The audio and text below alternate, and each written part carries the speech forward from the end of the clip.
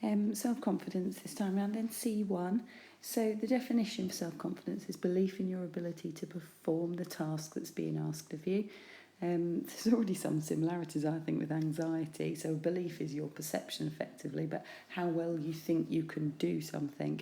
So self-confidence comes about by thinking about the task that you've got to do, and thinking, yeah, I can achieve that. I've got the skills to achieve it. So it's a belief in your ability. There's two types. There's a trait self-confidence, which is a global and a range of situations. So you may say that trait self-confidence is every topic that you are asked to do. So it could be a driving test, it could be a football match, it could be dancing, it could be doing some artwork.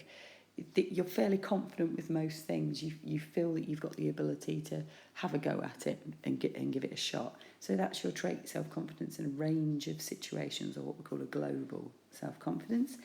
And state self-confidence is your levels from any one situation to another situation. So it may be that in netball you have a higher level of self-confidence and in football a lower one. So very similar to state and trait anxiety, but confidence being the belief that you can do something, and anxiety being the stress response when you don't feel you've got the resources to match up with the task. So it varies from task to task due to the perception of the individual. That's state self-confidence. So you're looking at the task and you're thinking, well, can I do it? Can I win it? And basically, self-confidence is what we call a self-fulfilling prophecy, that if, and research has been done on to prove this, that if you expect to win, if you have the belief in yourself that you can do it, you are more likely to win. And if you win, then you're more likely to expect to win the next time. And that drives your performance to win again. So that's what's called self-fulfilling. And it's a circle, basically, that keeps going round and keeps going round. But if you imagine, that could go the other way round with negativity as well. If you expect to lose, you're more likely to lose. So we're looking at starting to look at how the mind works to encourage you to perform, rather than all this anxiety that we've done where the mind has been trying to stop us or have detrimental effects on our performance, at least. So going on to this point then, that self-confidence is a beneficial trait and it influences our behaviour through emotion. Well, anxiety influences our behaviour through emotion, but the negative aspects of it, and has the detrimental effects. This is a beneficial one because it's increasing our chances of winning or performing well. So it's related to positive emotions, and these positive emotions are worth learning.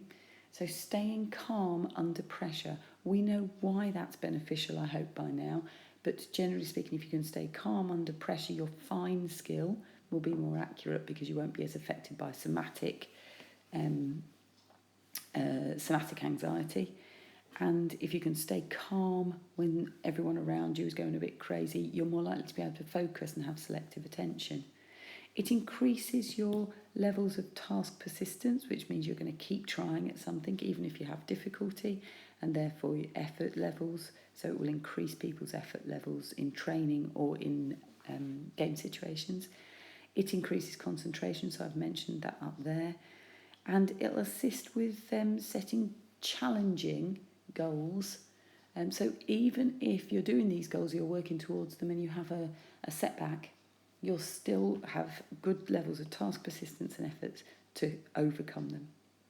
So it's a positive emotion. It is looking at your perception of how you believe you can achieve with the task, but in a positive way. The trait was a global blanket self-confidence with most situations you approach with a bit of confidence, and state self-confidence is more of an individual task-to-task, situation-to-situation analysis, if you like, or belief that you can achieve it. The theory, or what is the theory of self-confidence, is self-fulfilling, because if you believe you can do it, you believe you've got the resources to do it, you can win, you're more likely to win. And if you win, you're more likely to expect to win in the future. Right, you'll probably recognise this as well and think, oh, she's drawn a terrible inverted U. I have drawn a terrible graph, but it isn't the inverted U. This is the self-confidence graph. It's looking at the relationship between self-confidence and performance. So the self-confidence level is along the x-axis and the performance is the y-axis here. And we've got high, moderate and low, underconfident, just perfect and overconfident. And I've marked on the optimal point. So it does look like the inverted U. But if you notice, this is a bit more gradual and this is a bit of a steeper decline. So it's what's called a skewed inverted U shape. It's slightly tipped over to one side. So what does that show? Well, to me, if you read it, it shows, look, I'm underconfident. I'm in between this underconfident and perfect bracket, and I've got moderate levels. If I am just, if you look at that slightly, that's quite far away from the optimum level in terms of confidence here. So I've got quite a lot of confidence to grow before I get to optimum levels, but I'm still moderate. Here, between here and here, is not much space at all. So once I'm confident enough, it's telling me that if I get overconfident, there's going to be quite a sudden decline in performance. So what the graph is telling me is actually it's better to be slightly underconfident and try and build it up than it is to be overconfident, because that can have quite detrimental effects. So again, it's quite a balance that you need to get. So self-confidence can positively, that's a plus by the way, positively influence performance as long as skill and ability allows. So if your performance is, if your skill level is only moderate anyway, if that's your level, then your graph will probably look something like that. So it will look lower down rather than high up.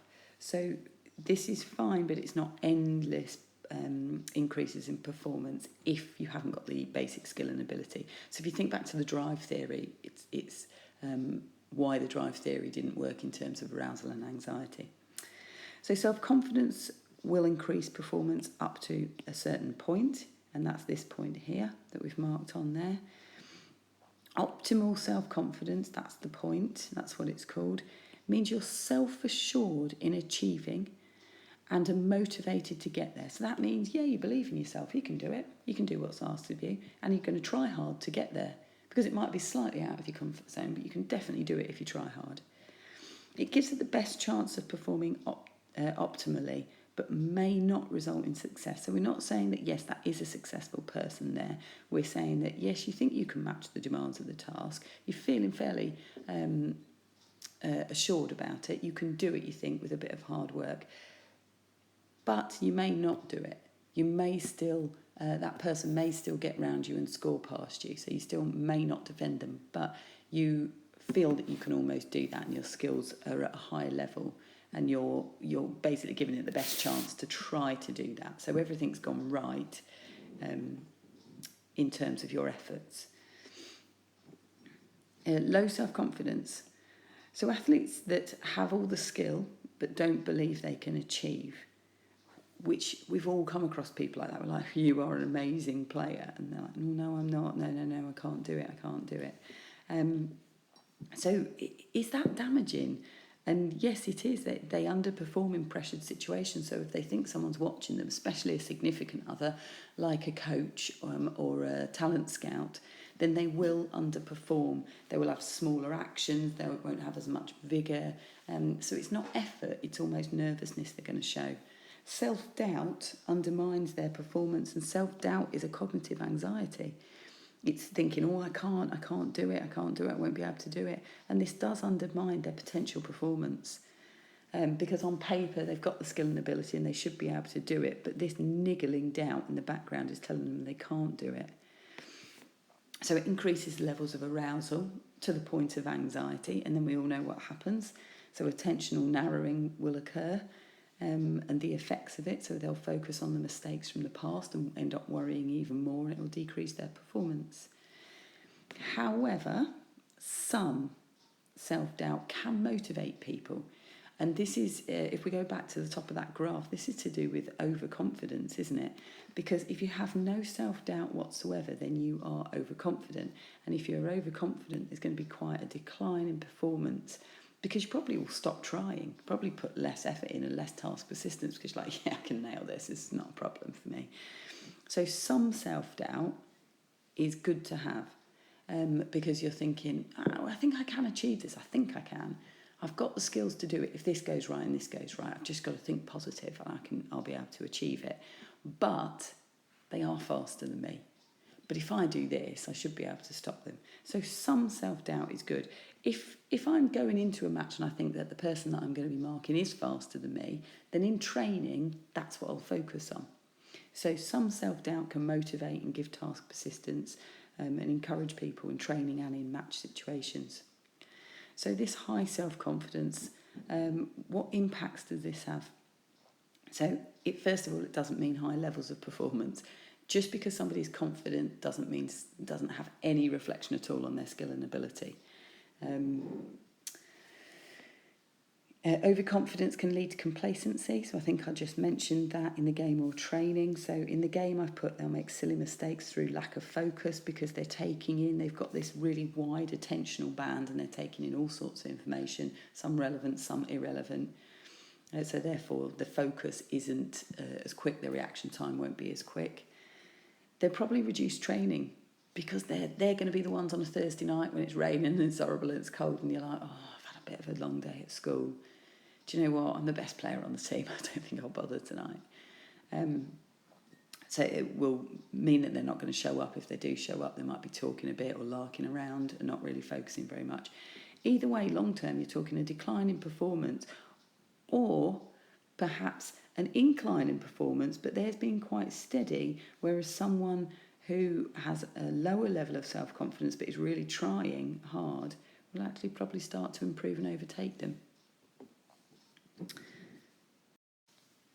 So this is a model of self-confidence, and it's by Vealey, and basically he's looked at 3 different layers that influence self-confidence at the end. So I'm going to go through it. It looks a little bit overwhelming, but don't worry, it's simpler than you think. So in a nutshell, Vealey has stated that self-confidence is influenced by coaches, family, your own perception of the skill level and the environment. So he said that self-confidence is not just there and stays the same. It's not innate and what have you. It is. It can go up and down. It can get more positive. It can get worse through the interaction with coaches and your parents and your brothers and sisters, and your own perception. So what you believe, what you think, and the situation that you're in. So let's have a look. He's got layer 1 here, and it refers to the expectation of coaches. So whether a coach thinks you can succeed or not. It looks at the motivational climate, which we looked at in section A. So that's how the learning environment and the level of competition that you're under. So we've got here personal factors and social factors, which they've given nice posh names: demographic and personality characteristics, and organisational culture. So personal factors and social factors. Issues if expectation is too high, and low after assessing these factors. So if the expectation of the coach is very high, then it could affect the following layer. If the expectation of your coach is that, oh my God, it's going to get absolutely pasted on this, or the motivational climate is poor, or the level of competition is very, very high, then this is going to have a negative influence on level 2. If the expectation of the coach is, I think you can do it, it's going to be challenging, but I think you can get there, and the learning climate has been effective, and the level of competition is challenging, but within your capabilities, then it's going to positively affect your self-confidence down here. So layer 2, expectation of your own perception of skill level and preparedness and level of support. So you're thinking about the level of expectation and the learning climate that you've had and the level of competition. So these are your external things, really. And then it's coming to your perception of it. And So you could almost start to think of this as a stress response, isn't it? This is the things that's happening outside. So it's not the task given, but it's what's about, it's what's around you. The coaches and their thoughts about your performance, the learning environment and the level of competition, what's being asked of you, which is the task effectively. And then it's looking at your skill level, so your level of achievement. It's looking at whether you're prepared. This is called self-regulation. So this is your preparation for it. Are you trained, well trained for it? And have you got the right mental capacity for it? Have you got the belief in yourself? And then the social climate. So this is support from your significant others as well. So this is your level of support. So how much people are encouraging you. So the first layer, looking at what the coaches thought of you, looking at the learning environment, looking at your level of competition.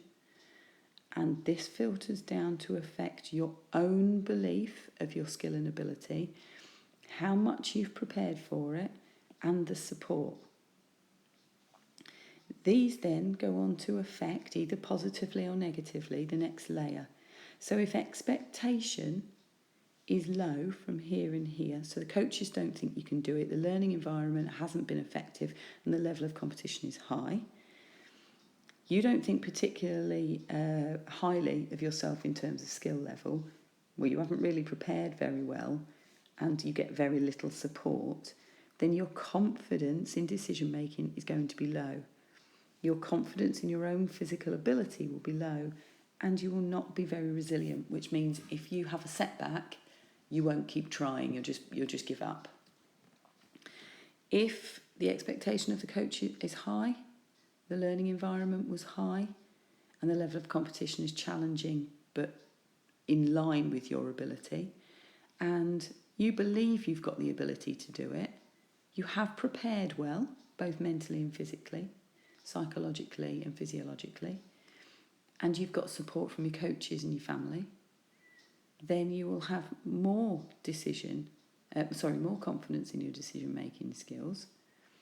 You will have more confidence in your physical ability, and you will be more resilient. So if things do go wrong in the middle of the match, you'll be like, right, I can get it right this next time, I can do it. So layer 4, just scroll down here, is the behaviour, so what you actually then end up doing. And it's indicative of 1 and 2. It's indicative of this, what's happening around you and what you perceive it to be like. Your belief is what we're calling it in confidence. So consequences of 1 and 2, and therefore your level of sports confidence, and this is how the model comes up with your level, is the affective part of it, so what the athlete feels, the behaviour, what the athlete does, and the cognitive, what the athlete thinks. So what they feel, if they feel positive emotions, if they work hard and they take part in a challenging activity, and the cognitive aspect is what they think, so what they believe. So I've put it in a nutshell for you down here as well, so an example of it. So layer 1, expectation of the coach, motivational climate and competition. In layman's terms, coaches expect to win or a good performance, good cohesion between the team members, this is your motivational climate. Your competition is high but achievable. Layer 2, high expectation as you see the task as achievable. You feel well prepped because you've been training, and your parents are encouraging. So this is level 1, and this is level 2, and it's equal to an increase in self-confidence, therefore an increased level of decision-making and resilience. Resilience was your ability to carry on even if you have a setback. And also, then, the player thinks positively and feels motivated and energised and performs well. So these are the layers here from the diagram, and these are the practical examples. And it's basically all the model is saying is that if things around you are going well and you match up with the things that are going on around you, then your self-confidence will increase, and if not, it'll decrease. So it's trying to say how self-confidence is built up.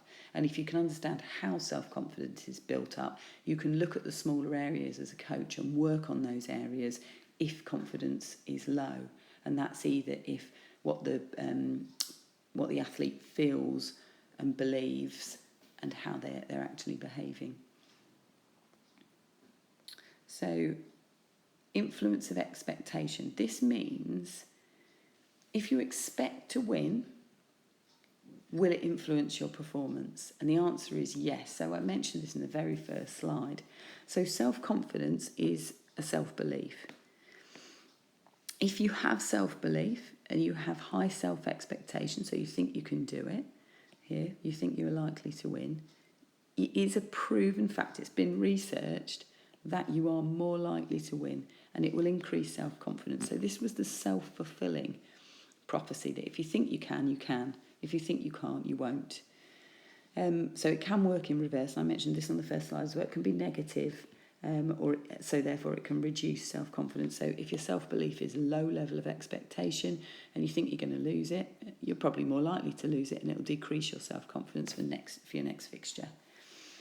So expectation doesn't have to be from you. It can be a coach as well as your internal self-belief. So internal self-belief is you thinking you can do something, but expectation can also be influenced by a coach. If you think, I'm not sure, I just don't think I can be able to do it, and you trust your coach and you know your coach really well, and they say to you, well, I've seen you do this and I don't see why, if you can do that, I don't see why you can't do that. And they encourage you. So if you think back to Bandoras, and they give you a bit of verbal persuasion, they're giving you reinforcement and encouragement, then it can change your level of expectation and therefore increase your self-confidence. So expectation can be from a coach as well as an internal self-belief, and can influence performance in exactly the same way as self-confidence. So self-expectation, the benefits of this, it will increase your drive and level of motivation, and you'll be more able to overcome psychological barriers. So when something goes wrong, you will be able to just go, right, I can carry on, I can do this. A coach expectation means if they've got higher expectations of you, it will influence you in the fact that they will give you more time as an athlete because they believe in you and they think, right, if I just put this extra hour in, or I give them a little bit of extra time to just achieve that before moving on, then they're going to fulfill their potential.